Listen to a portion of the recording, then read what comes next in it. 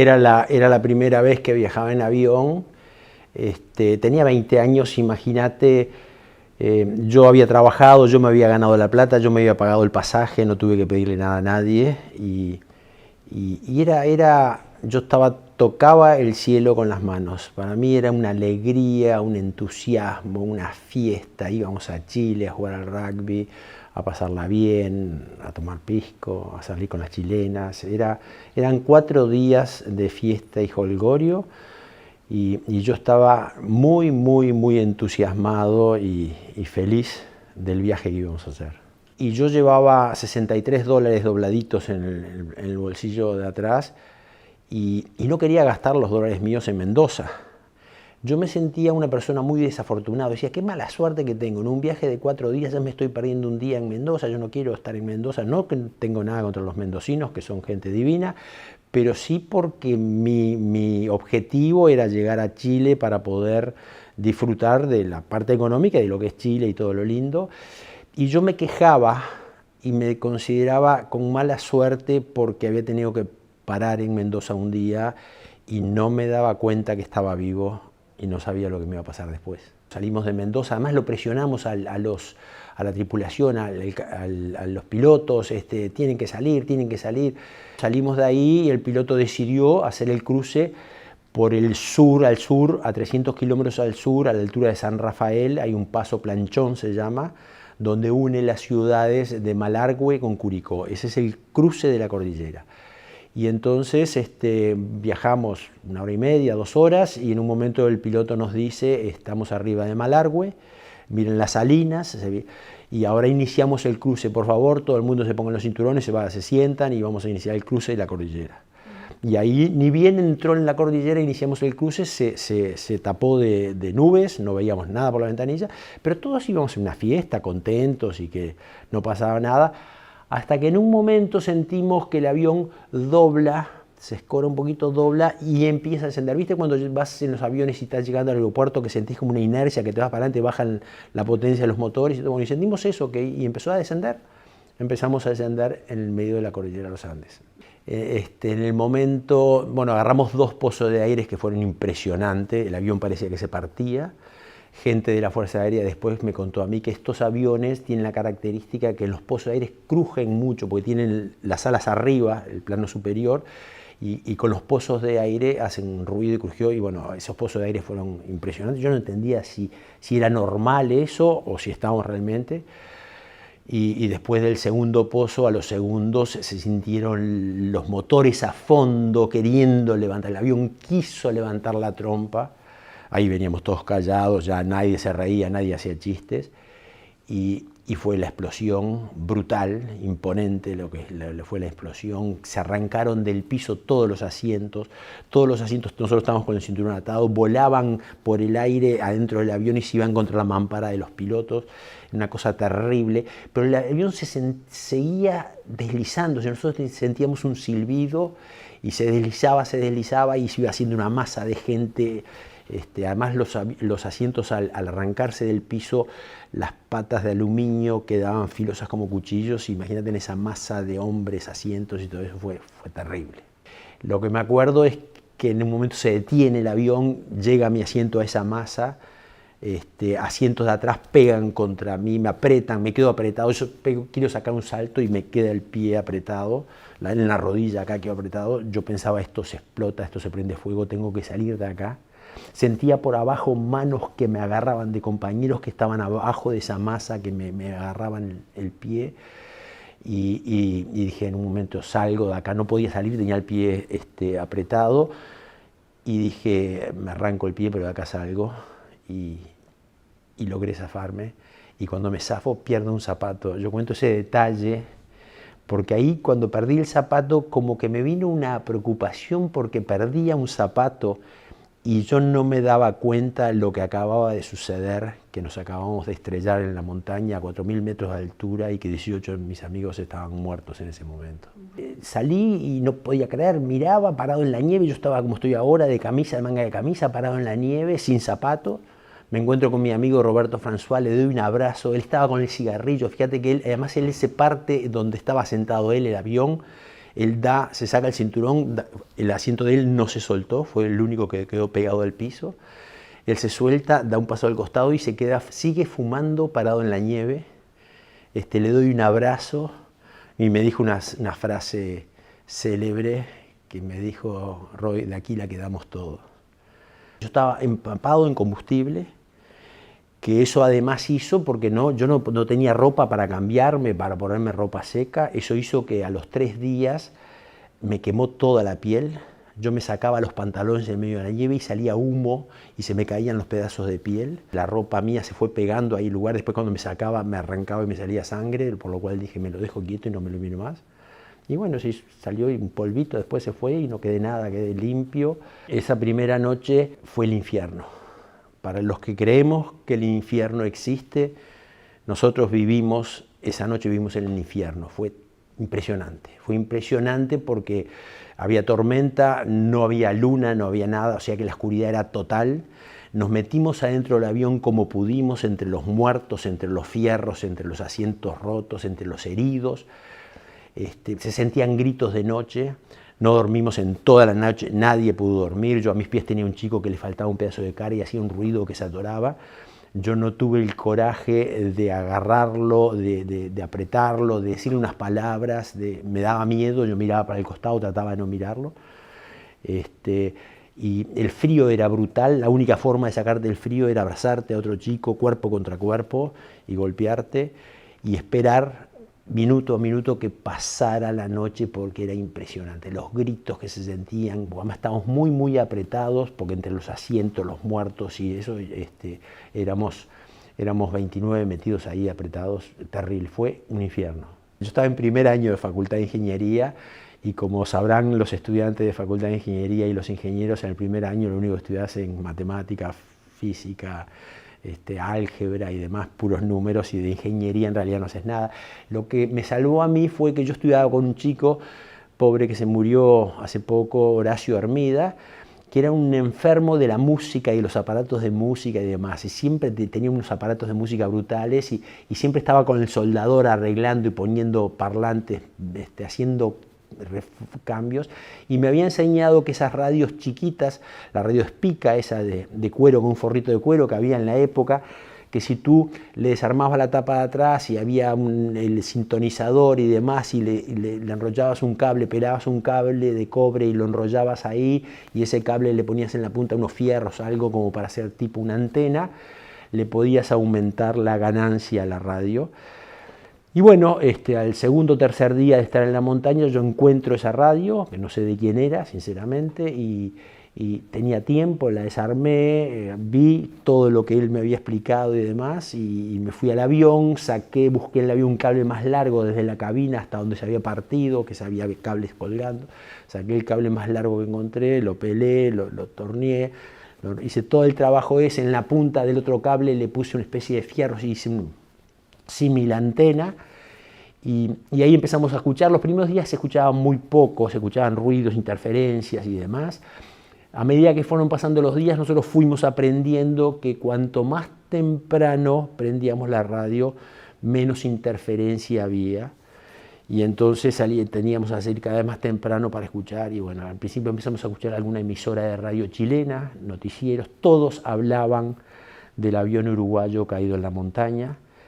Y eso, escuchar que hablaban de ti era increíble, porque estábamos perdidos en la montaña, nuestros padres, nuestra familia no sabían dónde nosotros estábamos, una sensación rara, y el prender la radio y escuchar que hablaban de nosotros, del avión uruguayo caído en la montaña, que los padres estaban saliendo y demás, era impresionante, hasta que llegó el día 10, el 23 de octubre, que salimos muy tempranito, siempre con un chico que acompañaba, y eso también hay que resaltarlo porque, fíjate, teníamos 20 años, 19, 20 años, y le pedíamos a un chico que se quedara, y él se quedaba parado en el medio de la nieve, con el viento, con la nieve, y no se movía. Había como una solidaridad, una ayuda entre todos actuábamos muy serio porque...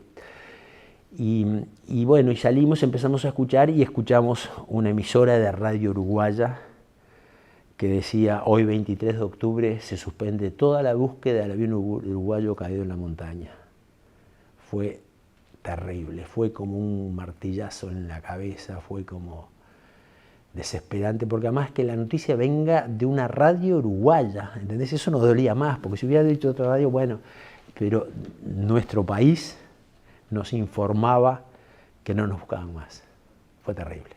Sentirte solo, desesperación, se acabó, ¿qué hacemos ahora? Cuando escuchamos esa noticia de la emisora de radio uruguaya, que además dijo bien claro, dijo, hoy 23 de octubre se suspende toda la búsqueda del avión uruguayo.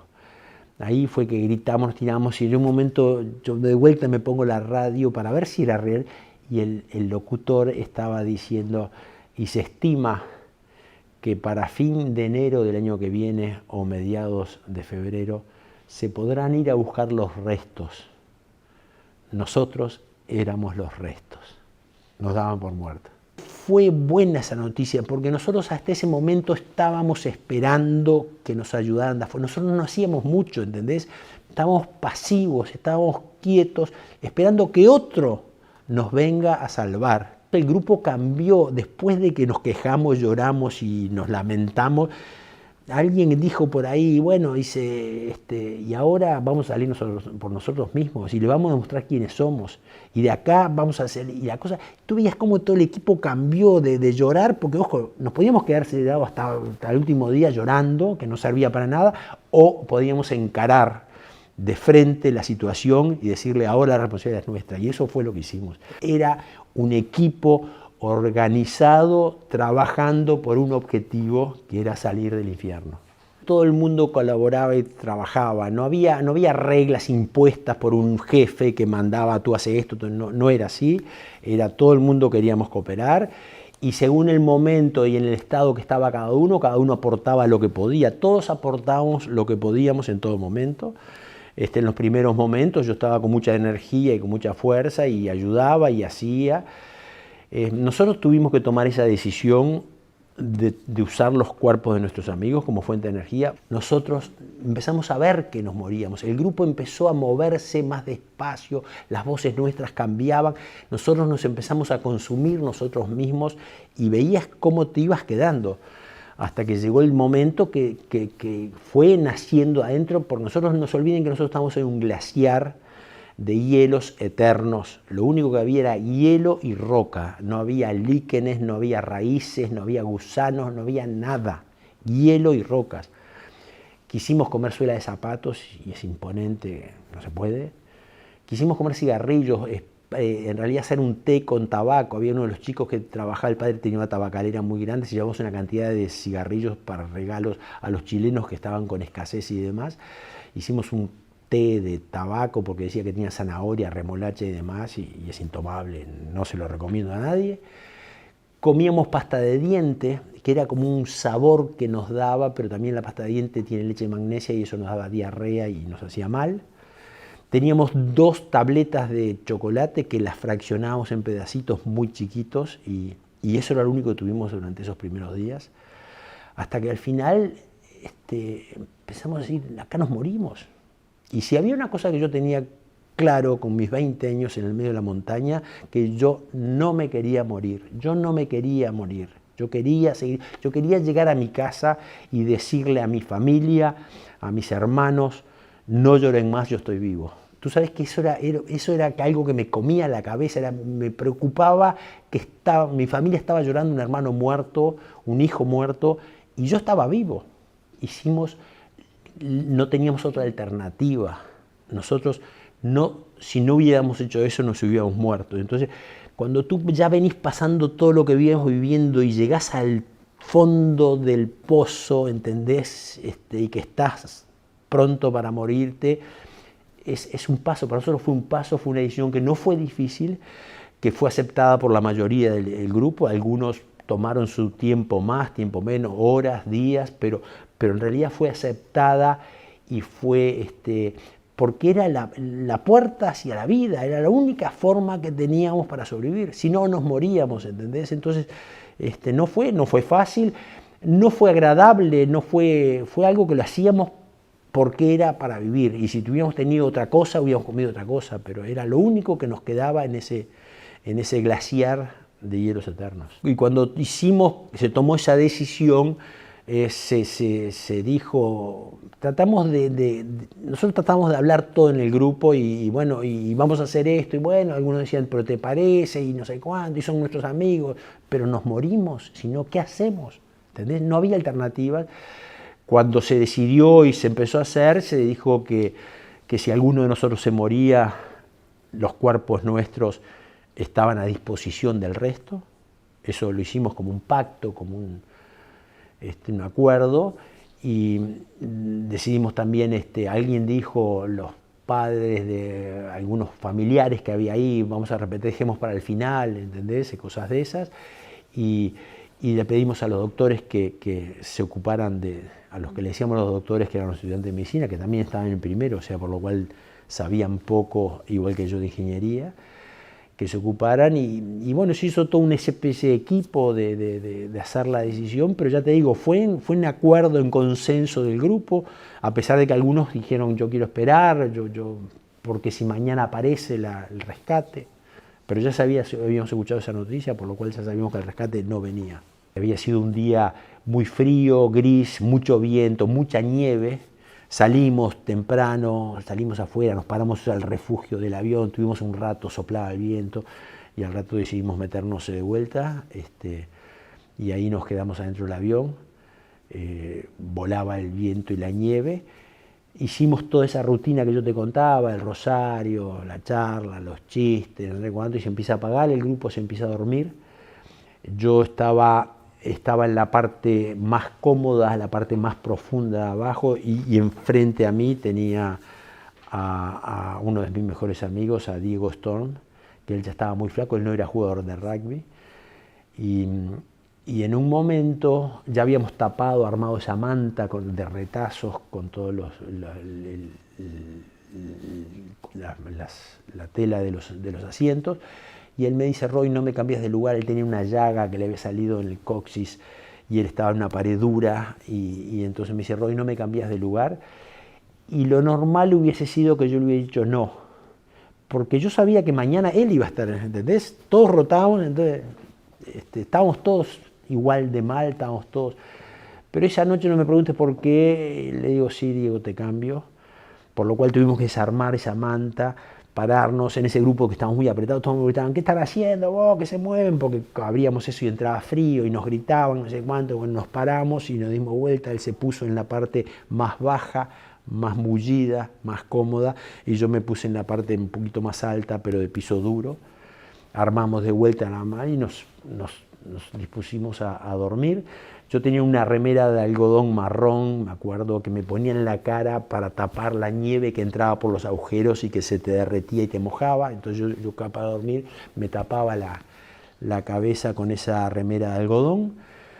Y estábamos en eso cuando de pronto mi cabeza contra el piso del avión duro, yo sentí la misma sensación cuando estás en una esquina acá y pasa un ómnibus pesado, un camión pesado, que sentís que algo que vibra, o cuando estás en el campo y ves una tropilla de caballos que galopear la vida, retumbaba el piso, una cosa, y esto que además fueron 2 segundos, sentí eso que vibraba, y en el segundo siguiente sentimos como una especie de explosión, que esa avalancha vino por la marca que había dejado del avión que se deslizó, que era una especie de zanjón, una cantidad de nieve brutal, tiró abajo todas las mamparas que nosotros hacíamos para cerrar el agujero, y el fuselaje del avión lo tapa por la mitad, lo llena por la mitad, esa ola de nieve que entró. Yo sentí, en un momento siento algo me aprieta en la cara, no sabía lo que era, una cosa así, y sentí un ruido, la nieve cuando se queda quieta, como se va apretando. Y ahí fue un instante, un segundo, que yo al sentir eso pego un salto y pude sacar mi cabeza. Y cuando saco la cabeza y miro, estaba la mitad del avión tapado de nieve. Estaba yo solo, había un chico que dormía colgado en una especie de hamaca que le habíamos hecho. Él me miraba con cara de loco. Y yo ahí pensando, lo primero que me viene a la cabeza es, se mueren todos y quedo yo solo en este avión. Me vino una desesperación, ahí empiezo a hacer un esfuerzo para salir de la nieve, porque además la nieve a medida que pasa el tiempo se va apretando. Hago como un gusano, me escapo escapo de la nieve y por el agujero que quedaba entre la parte de arriba del fuselaje y la nieve tapado, salgo hacia afuera del avión, miro todo el panorama de las montañas. Había cambiado, ya no era las mismas montañas que nosotros conocíamos, porque se ve que se había caído muchísima nieve. Y ahí como que yo quise sacar desde afuera toda la nieve y vaciar el avión, con lo cual era una locura. Entro de vuelta, empiezo a escarbar, las manos se me congelaban, empiezo a ver manos que empiezan a salir, escarbaba y les hacía un agujero para tratar de que siguieran respirando e ir a buscar a otros. Por el agujero donde yo había salido, que había quedado el agujero, empiezan a salir chicos que estaban a mis costados y cada vez más éramos más escarbando y tratando. Era una carrera contra el tiempo. Nosotros sabíamos que cuanto más tiempo estuvieran apretados, tapados con la nieve, se morían. Pero a su vez, cuanto más iban saliendo de ese agujero, como te dije, de mis costados, éramos más caminando ahí arriba y nosotros mismos apretábamos, compactábamos la nieve y hacíamos más difícil para los que todavía no habían salido salir. Bueno, era toda funcionábamos con una adrenalina a 1000 por hora, escarbando, moviendo. Estábamos en eso cuando de repente sentimos un golpe y es una segunda avalancha que viene ya no por la boca del avión donde entró, viene de costado. Por suerte el avión ya estaba a la mitad tapado de nieve, por lo cual ese segundo avalanche, que fue muy grande, si hubiera estado destapado lo hubiera pegado y capaz que lo hubiera hecho girar y cuesta abajo, y ahí nos moríamos todos en una batidora. Pero al estar medio tapado de nieve pasó por arriba y fue como que alguien, como en este cuarto que estamos ahora, se apagaran todas las luces y fue quedar a oscuras completamente, ¿entendés? Nos tapó con 3 metros de nieve por arriba. Fue impresionante. Ahí lo primero que nos dio al quedar todos oscuros, ¿qué pasó? No, que se quieto. Alguien sacó un encendedor y prendió un encendedor. No prendes el encendedor que nos consume el oxígeno, gritaron. Y nosotros para dormir nos sacaban los zapatos, por lo cual estábamos descalzos, sentados arriba de la nieve descalzos, tapados, encerrados. Yo sabía que una de las ventanas de la cabina de los pilotos se había salido, por lo cual en la desesperación agarro un fierro que había por ahí, me escurro entre los pilotos que estaban congelados. Los pilotos nunca los pudimos sacar, apretados con todo el panel, el cockpit de control del avión, y me meto entre los pilotos y meto la mano en esa ventana y metía mi brazo más un fierro que tenía y no llegaba a romper. Pero cuando hacía eso entraba una ola de nieve y mis compañeros me gritaban: ¿qué estás haciendo, Roy? Llenas de nieve, quédate quieto. Y yo salía para atrás y ahí tuvimos que pasar 3 días sentados arriba de la nieve. El tercer día logramos romper ese agujero y se vio arriba un agujerito de cielo azul.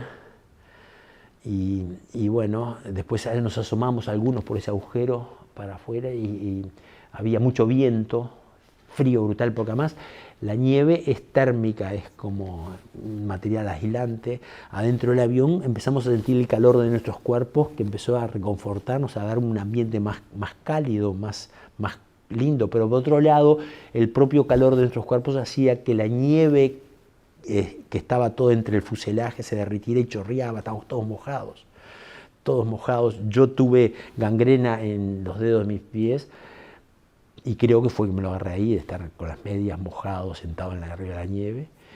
Y bueno, después que la nieve se va derritiendo, va bajando, empezó a aparecer de vuelta el fuselaje, con el sol, con los días va bajando, y bueno, un día pudimos romper esa tapiada que le hacíamos en la boca del avión, sacar, y ahí tuvimos que sacar la nieve, sacar todos los muertos, los cuerpos de nuestros amigos muertos, y de vuelta adaptar el avión para poder que sea nuestra casita. Salieron bien temprano a encarar esa montaña, que era una montaña de nieve impresionante. Quedamos con la esperanza de que era el último cartucho que estábamos tirando. Estábamos quemando el último cartucho, eran los más fuertes, eran los que estaban en mejores condiciones, y era la última que nos quedaba, que ellos encontraran el contacto. Y además fue terrible porque durante 3 días los vimos los puntitos subir. Ellos estuvieron 3 días colgados en la montaña, durmiendo en la montaña y seguían. Nosotros les habíamos hecho un sobredormir con las mantas de aislación de los equipos de aire acondicionado de la cola. Habíamos traído todos esos pedazos que habíamos cuereado, una especie de cuadraditos, y los habíamos cosido con cables de cobre, y le habíamos hecho una especie de sleeping bag, de sobredormir, para que pudieran dormir arriba de la nieve. Y ellos tuvieron que dormir a la intemperie 3 días hasta que el último día los vimos desaparecer y ahí nosotros festejamos, lo lograron, pudieron llegar a la cima y pasar esa montaña. Y nosotros seguíamos con la esperanza de que atrás de esa montaña estaba Chile, porque seguíamos con la idea del piloto, que de hecho pasamos Curicó, con la idea de nuestros cálculos y demás, y estábamos convencidos. Es más, especulábamos que atrás de esa montaña se podría llegar a ver algún valle chileno, algo de verde. Alguien dijo, y se puede capaz ver el Pacífico. Chile es muy angosto, el país de Chile. Y bueno, y cuando desaparecieron nosotros festejamos y dijimos, ya está, lo lograron, o sea, lo van a lograr. Y empezaron a pasar los días. Empezamos a aprender de vuelta la radio, porque ya la radio habíamos dejado de escucharla porque ya nos hablaba más de nosotros, pero ahí empezamos a escuchar la radio, a ver si había noticias. Y pasaban los días hasta que llega el 20 de diciembre, que fue que escuchamos la noticia de que habían llegado. Sentimos alegría, porque escuchamos los nombres de ellos, pero a su vez a nosotros nos había pasado mucho de escuchar la noticia de una cruz. También un día escuchamos la noticia que habían visto una cruz y era en realidad una cruz que existe del lado de Mendoza para saber la cantidad de nieve que hay. Es una cruz hecha con pontones de hormigón cónicos y entonces le sacan fotos de arriba y saben qué cantidad de nieve hay y demás. O sea, todo lo nuestro nos había salido mal, por lo cual esta noticia medio que la tomamos con pinzas, no quisimos festejar mucha cosa porque ya estábamos curados de que no nos salía todo como pensábamos. Pero bueno, después escuchamos los nombres de ellos y ahí se confirmó que al escuchar los nombres que eran ellos que habían llegado y nos sentamos a esperarlos, nos acomodamos, nos peinamos, nos tratamos de acomodar un poco las pintas y las caras y los olores que teníamos, que era terrible. Teníamos una caja de habanos que habíamos guardado para el día del rescate y sacamos los habanos y nos sentamos contra el avión mirando el sosneado y prendimos los habanos a esperar que nos vinieran a rescatar. Por otro lado, Nando guiaba al avión hacia nuestro lugar y cuando los va guiando, él dice, atrás de esta montaña están, el capitán del helicóptero le dice, sí, dice, pero el helicóptero mío no puede. Los helicópteros tienen un techo limitado de vuelo. Y Nando dice, tiene que pasar porque ahí están. No puede ser. Además dice, si yo paso esta montaña entro en territorio argentino y yo soy una nave del ejército de guerra y no puedo entrar en territorio de otro país sin autorización. Y Nando le insiste hasta que el piloto busca, en la moto se va por el costado y busca un paso y logra pasar al territorio argentino y a nosotros nos llega desde el este. Nosotros vimos llegar por ese bajo que te contaba al principio, por ahí aparecieron subiendo los 2 helicópteros, que fue impresionante después de 72 días de estar metidos ahí en el medio de la nieve, en silencio, sin ruido de nada, aparecen 2 helicópteros, volando, una cosa. Era como que el mundo se venía abajo, fue todo muy rápido y todo muy violento que vivimos. Toca tierra un helicóptero, corrimos ese helicóptero, cuando estamos llegando, se ve que se va, y de repente allá aterrizó el otro y salimos caminando hacia el otro, y de repente el silencio de vuelta y nos quedamos solos. Se fueron los helicópteros y yo me quedé. Nos quedamos 7 más 3 de socorro andino. Nos quedamos solos en la montaña. Uno de ellos trató de comunicarse por radio, no podía, pero dijo, ya a esta hora los helicópteros no van a volver, vamos a tener que esperar un día más hasta mañana. Y nos quedamos esa noche en la montaña con esta gente que llevaban mucha comida, llevaban bolsas de comida para 3 personas para una semana y se la comimos en toda la noche. Ellos empezaron a armar una carpa al costado. ¿Y qué van a hacer? No, porque vamos a pasar la noche. Pero vengan a dormir al avión nuestro, que ahora se fueron y hay más lugar. Y las personas estas nos miraban y decían, no, nosotros vamos a dormir en la carpa. Tenían miedo de dormir con nosotros. Tenían miedo por el olor que teníamos y tenían miedo por todo lo que habían visto alrededor. Y decían, estos chicos están locos, estos chicos si nos dormimos nos matan. y les insistimos y uno de ellos al final accedió a dormir con nosotros. Y bueno, y cantamos y solo le preguntamos qué decía el mundo, qué se hablaba de nosotros, si estaban nuestros padres. Y mientras él nos tiraba comida y comíamos, nos comimos toda la comida. Nos contaba que el mundo entero, porque además era increíble, cuando nosotros hablábamos de qué íbamos a hacer cuando íbamos a salir, era como una inocencia. Por ejemplo, decíamos, bueno, si salimos de acá y nos vamos a un hotel y nos bañamos, ya habíamos elegido quién dormía con quién en los cuartos, y después de bañarnos íbamos a llamar a nuestras casas y decirle, papá, estamos vivos. Nosotros nunca pensamos que eso iba a ser una noticia mundial, ¿entendés? Para nosotros llegamos allá y bueno, y alguien decía, pa, yo no tengo documentos, pa, ¿cómo voy a hacer? Pa, bueno, capaz que podemos hablar con el cónsul o el embajador en Chile. Y otro decía, y yo perdí la plata, perdí la billetera, bueno, mira, déjame ver, yo te presto, yo tenía mis $63, los tenía apretaditos atrás, yo te puedo prestar algo y no sé qué, ¿entendés? Era de una inocencia brutal, porque nosotros pensábamos que íbamos a salir caminando y la gente, mira, aparecieron esto. Y cuando llegamos nos encontramos con que el mundo entero estaba ahí, las cámaras de periodistas de toda parte del mundo. Fue un shock impresionante.